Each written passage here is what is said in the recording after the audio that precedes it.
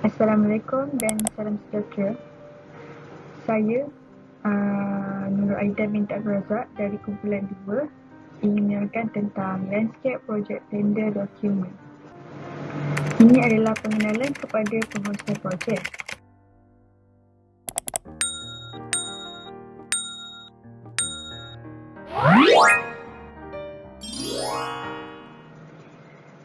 Nombor 1, membincangkan pengurusan projek dalam bidang hortikultur landscape.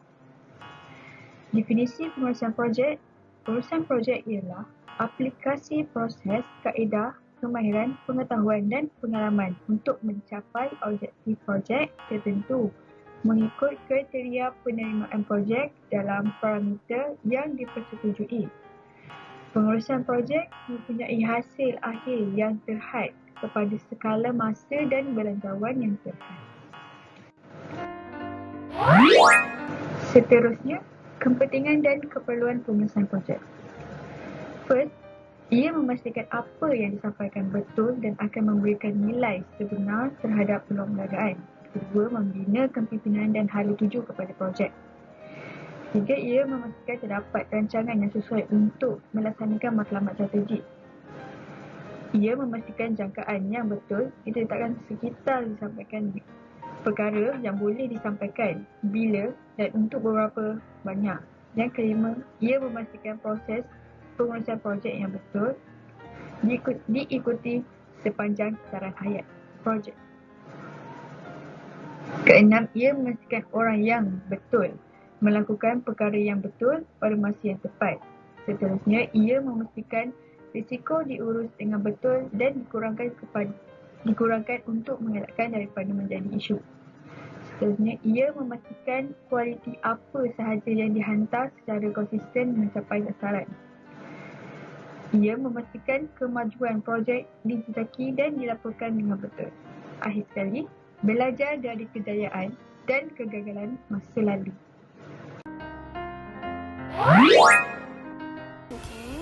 Assalamualaikum. Nama saya Nurhabiz Zabir Zainal and nombor matrik saya ialah 1088. Saya akan menerangkan proses tender. Proses tender yang saya akan terangkan ialah prosedur, garis panduan, keperluan dan etika dalam penyediaan dokumen tender. Ini adalah gambar yang saya bagi contoh dan saya pelajari juga. Saya akan terangkan. Tender biasanya merujuk kepada proses yang mana kerajaan dan institusi kewangan menjemput bidang untuk projek besar yang mesti diserahkan dalam tarikh akhir yang terhad. Istilah ini juga merujuk kepada proses di mana pemegang saham menyerahkan saham atau sekuriti mereka sebagai tindak balas kepada tawaran pengambil alihan. Seterusnya ialah penyediaan dokumen tender. Penyediaan dokumen tender yang perlu disediakan, dokumen perlulah berasingan mengikut teknikal dan harga. Seterusnya ialah syarat wajib, mestilah dipatuhi nama syarikat dan harga tidak dicacat dalam dokumen tawaran teknikal. Tawaran yang berasingan juga bagi lawatan di luar negara ada atas tujuan pemeriksaan sebelum penerimaan PDI, penilaian tender dan latihan ditanggung oleh pihak kerajaan di bawah Akta SPP 1195, pindaan pertama SPP 1195. Seterusnya ialah bagi barangan import, tawaran harga perlu menemesti secara FOB kecuali memperolehan ubat-ubatan SPP 18/2002 dan memperolehan SCT yang diimport SPP. Cadangan pemindahan teknologi bagi membantu industri tempatan mempertingkatkan kepakaran dalam pelbagai bidang, terutamanya berteknologi baru dan terkini. Dan akhir sekali ialah tawaran tender hendaklah disediakan dalam 2 sampul berasingan bagi tender bekalan dan perkhidmatan. Seterusnya ialah dasar-dasar kerajaan yang perlu dipatuhi. Dasar-dasar kerajaan yang perlu kita patuhi. Pihak agensi yang menghasilkan tender perlulah memastikan tindakan yang diambil tidak bercanggah dengan dasar sebuah kerajaan. Okey, seterusnya ialah pihak agensi perlu dipertingkatkan supaya mematuhi dasar-dasar semasa kerajaan seperti berikut, iaitu matlamat serta strategi di bawah Dasar Pembangunan Nasional DPN, dan seterusnya ialah dasar pembelian barangan import secara FRB. Seterusnya juga ialah dasar penggunaan perkhidmatan pengangkutan kebangsaan melalui perwakilan penghantaraan kerajaan, dan ia juga menggunakan bank-bank tempatan yang mempunyai cawangan di setiap negeri. Okey, selepas itu dasar kualiti alam sekitar, dan akhir sekali ialah dasar perlindungan insurans daripada kumpulan wang insurans barang-barang import kerajaan, KWIBK. Seterusnya ialah tata cara tender. Okey, tata cara tender, semua kerja tender hendaklah dipanggil dari kontraktor tempatan dikecualikan bagi keadaan seperti berikut, iaitu tender antarabangsa. Untuk kerja tender hanya boleh dipelawa dalam keadaan sekiranya kontraktor tempatan tidak mempunyai kepakaran dan keupayaan kemahiran serta sukar dilaksanakan.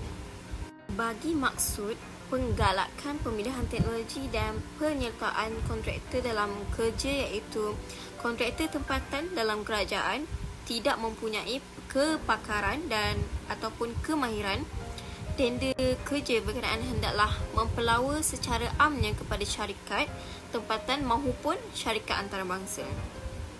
Okey, selain itu, perihal umum tender bekalan dan perkhidmatan juga antara yang ada dalam tata cara tender.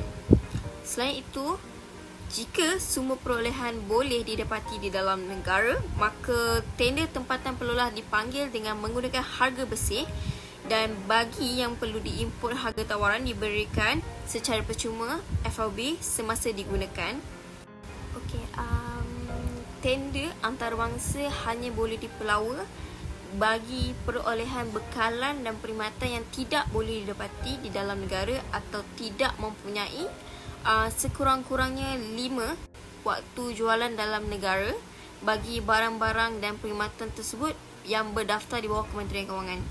Okey, selain itu juga perihal umum tender bagi pembiayaan daripada institusi kewangan antarabangsa, dan semua perolehan yang melibatkan pembiayaan daripada institusi kewangan antarabangsa perlulah mematuhi peraturan yang telah ditetapkan oleh pihak berkenaan.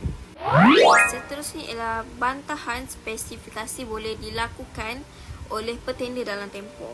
Okey, ada 3, iaitu yang pertama 14 hari bagi tender tempatan, yang kedua 28 hari bagi tender antarabangsa, dan tarikh dokumen tender mula dijual. Seterusnya ialah proses tender dalam projek membangunkan landscape. Ini adalah 7 proses dalam projek.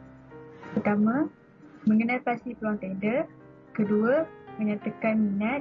Ketiga, tentukan asas tender. Keempat, penyediaan anggaran kos. Kelima, menyampaikan pembentangan. Keenam, menjalankan bilangan.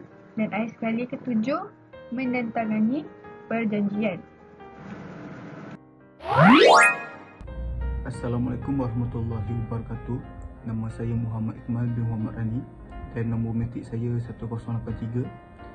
Okey, seterusnya kita sambung kepada kepentingan dokumen tender. Baik. Kepentingan dokumen tender ialah penyerahan yang dibuat oleh kontraktor sebagai maklum balas kepada pelawaan tender. Ia membuat tawaran untuk membekalkan barangan atau perkhidmatan. Dokumen tender ini disediakan untuk mendapatkan tawaran. Dokumen tender boleh disediakan untuk pelbagai kontrak seperti bekalan peralatan, kontrak pembinaan utama termasuk reka bentuk oleh kontraktor, perobohan, kerja-kerja membolehkan DSB. Seterusnya, sebaik-baiknya dokumen tender hendaklah dipecahkan kepada beberapa siri package walaupun hanya akan ada satu kontrak utama. Setiap satu dengan lukisan reka bentuk dan spesifikasi sendiri yang sesuai untuk dikeluarkan oleh kontraktor utama kepada bakal subkontraktor. Ini menjadikan tender lebih mudah untuk kontraktor membuat harga dan memudahkan pelanggan untuk membandingkan dengan petender lain. Tender ini adalah sangat penting apabila ini dilakukan untuk memastikan bahawa antara pakej dikenal pasti dengan betul dan diperuntukkan dengan jelas kepada satu pakej atau yang lain. Ia mempunyai terlalu banyak pakej, meningkatkan bilangan antara muka dan seterusnya masalah yang berpotensi. Pelan kos atau anggaran pra-tender juga hendaklah dipasang semula mengikut pakej untuk memudahkan penilaian tender yang diterima. Kemudian keperluan dokumen tender. Dokumen tender merupakan dokumen yang penting yang akan menentukan dan menjelaskan keperluan keperincian agensi. Agensi hendaklah menyediakan dokumen tender yang lengkap bagi memastikan proses tender berjalan dengan licin dan teratur. Berikutnya, perkara berkaitan dengan tender. Perkara ini terbahagi kepada 10. Yang pertama ialah arahan kepada tender. Yang kedua, borang tender. Ketiga, syarat-syarat tender. Dan yang keempat, syarat-syarat kontrak. Kelima, spesifikasi tender. Dan keenam, senarai kuantiti. Kemudian jadual kadar harga. Dan syarat setuju terima tender.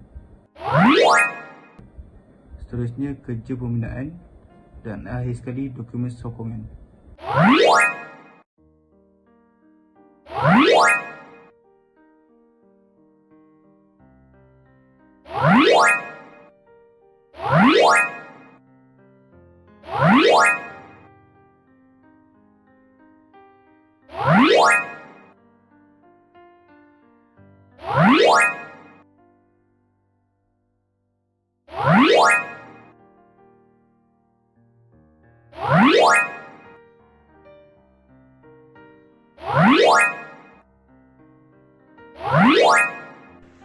Salam sejahtera, jadi nama saya Fuai Hon dengan kad Matri 1018.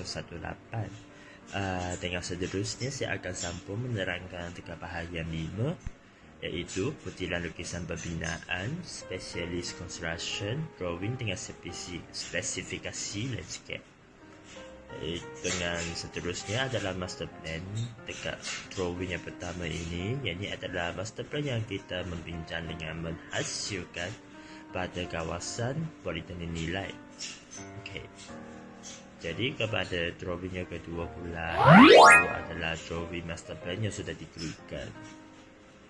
Yang seterusnya adalah drawing construction. Okey, jadi pada construction drawing ini adalah stepping stone yang kami membincang dan menghasilkan. Dengan saiznya 300mm kali 600mm.